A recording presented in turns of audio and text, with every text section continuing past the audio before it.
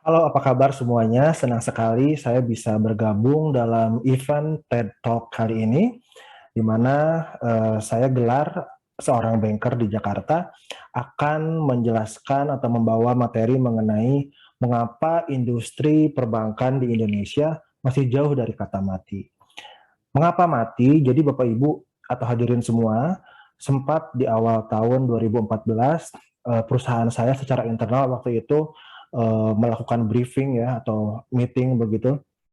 Kami membahas ancaman dari kompetitor bukan dari industri perbankan tapi dari startup berupa fintech saat itu. Di mana fintech itu diberikan kewenangan atau diizinkan untuk memberikan kredit kepada masyarakat secara langsung. Saat itu kami khawatir bahwa industri kami akan tergerus dan perlahan-lahan akan semakin tersaingi begitu. Namun kenyataannya hingga saat ini industri perbankan di Indonesia menjadi salah satu industri atau sektor andalan yang menopang perekonomian Indonesia. Selain itu juga perkembangan industri keuangan khususnya perbankan juga semakin pesat. Baik, selanjutnya yang pertama akan saya bahas adalah mengenai 4 faktor yang mempengaruhi bisnis perbankan atau sektor perbankan.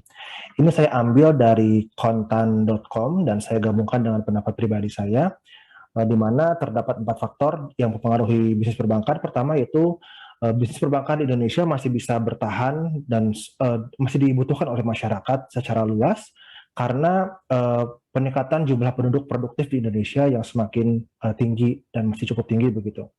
Kemudian yang kedua, perbankan di Indonesia fokus atau masih fokus terhadap sektor real seperti diantaranya penyaluran kredit investasi untuk sektor manufaktur, energi, dan infrastruktur. Yang ketiga, perbankan di Indonesia juga harus semakin hati-hati dan menerapkan good corporate governance begitu. Mengapa? Karena struktur permodalan perbankan sekarang semakin terbatas, di mana masyarakat tidak lagi menaruh dananya atau melakukan investasi dengan cara menabung, sehingga dana murah berupa tabungan maupun giro itu sekarang menjadi rebutan di antara bisnis perbankan atau bank-bank yang ada di Indonesia.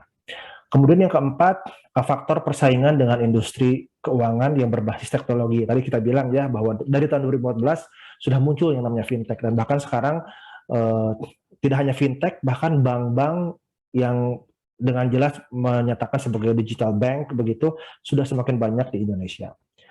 Baik, selanjutnya.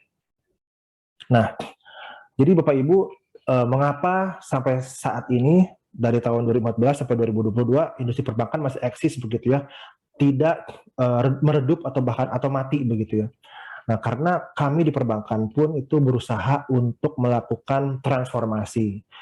Salah satu transformasi yang dilakukan adalah perbankan di Indonesia mengedepankan business transaction banking. Apa itu transaction banking, Bapak Ibu? Jadi sekarang yang namanya transaction banking itu dianggap sebagai power atau nyawanya setiap bank begitu ya. Jadi yang pertama ada trade finance Bapak Ibu. Mungkin kalau untuk nasabah individu begitu jarang menggunakan yang namanya trade finance services, tapi untuk nasabah-nasabah korporasi yang namanya trade finance ini cukup penting, terutama untuk transaksi atau perdagangan ya, transaksi trade yang melibatkan transaksi cross border seperti ekspor impor ataupun transaksi domestik. Di mana di sini masih dibutuhkan yang namanya guaranteed payment seperti bank garansi, letter of credit, FBLC dan seterusnya. Kemudian juga atas transaksi trade finance ini masih dibutuhkan yang namanya cash flow unlock, di mana proses jual beli itu kan terdiri dari proses supply chain yang cukup panjang. Nah, proses supply chain ini tentu terdapat cash flow unlock, di mana cash flow yang lock begitu, di mana biasanya buyer butuh pembayaran secara dipercepat, seller juga ingin menerima pembayaran yang lebih cepat. Yang kedua adalah perbankan melakukan transformasi menuju digital banking. Sekarang bank-bank besar sudah mencanangkan yang namanya digitalisasi, atau bahkan beberapa bank mengakuisisi anak perusahaan berupa bank lain yang di establish sebagai digital banking begitu. Dalam proses digitalisasi ini, tentu ini sangat memudahkan bagi customer, baik itu individu maupun perusahaan, di mana digitalisasi ini sangat erat kaitannya dengan proses otomasi dan customer generated approval begitu. Nah, kemudian perbankan juga sekarang fokus terhadap dana murah, di mana dana murah ini dihasilkan dari transaksi, bukan dihasilkan dari penyimpanan dana oleh masyarakat. Transaksi yang dimaksud transaksi jual beli melalui EDC dan melalui channel-channel lain yang ada di industri perbankan. Yang keempat tentunya, dalam menghadapi persaingan yang semakin ketat seperti saat ini, perbankan justru melakukan sinergi, baik itu dengan fintech maupun dengan perusahaan-perusahaan e-commerce, di mana perbankan itu masih dibutuhkan nih Bapak Ibu sebagai payment agent, baik itu sebagai pemilik rekening, juga sebagai penampung daripada pembayaran yang dilakukan oleh masyarakat dengan perusahaan atau e-commerce tadi. Baik, selanjutnya. Nah, mengapa masyarakat atau Anda, Bapak Ibu, masih memerlukan bank begitu? Walaupun sudah ada payment digital yang lain seperti OVO, Gojek, dan lain-lain begitu, GoPay maksud saya, tapi perbankan masih diperlukan. Jadi seperti saya sampaikan tadi bahwa perbankan terus bertransformasi, Bapak Ibu. Kita juga terus mencermati perkembangan tidak hanya setahun 2 tahun ke depan, tapi juga perbankan diharapkan bisa melakukan view ke depan, bahkan 10 years atau 20 tahun ke depan begitu.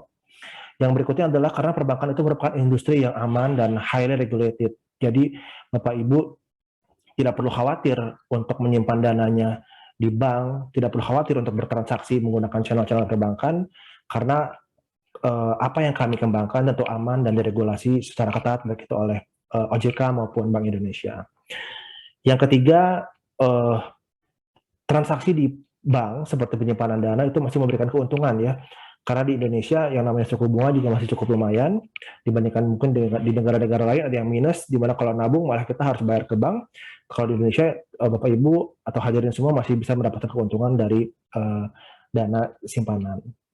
Kemudian tadi perbankan masih diperlukan karena kita berperan sebagai agent of payment ya, diantaranya sebagai pemilik rekening, menyediakan rekening baik itu bagi perusahaan maupun bagi masyarakat pengguna jasa e-commerce, dan juga kami yang menampung dana-dana atas transaksi di luar perbankan tersebut.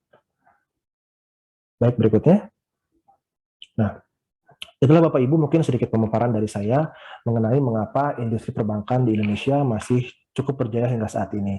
Mudah-mudahan menambah sedikit pengetahuan bagi Bapak Ibu untuk terus mendukung industri perbankan yang ada di Indonesia. Terima kasih banyak.